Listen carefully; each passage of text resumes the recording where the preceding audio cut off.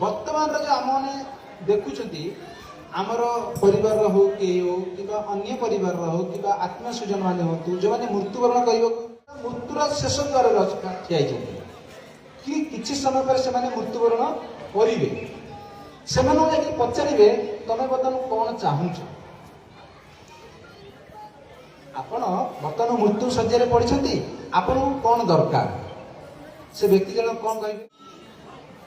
से व्यक्ति जन कौन कहे मो पुओ आसला कि नहीं विदेश रे थिला कि मो झील आसला कि ना शाशुरे थिला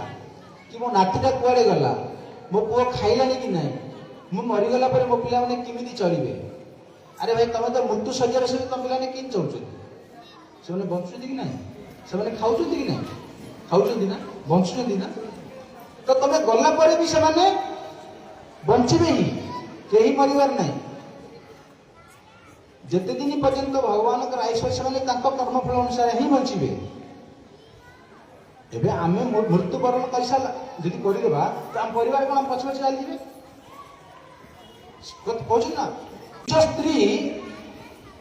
कम से कम वर्षे पर्यटन मन पकेब कि हारे हारे मसे कि वर्षे पर्यटन स्त्री मन पकेब निज स्त्री बापा माँ मसे जाए बंधु बांधव 10 दिन जाए बंधु बांधव आत्मीय स्वजन 10 दिन जो मन पकाते किए मन पकाते कहीं मन पकाते गोटे संसार में नियम बुझे आम ओडिया कहते ना दौला जाक मोर मोर नदेला जाक किए का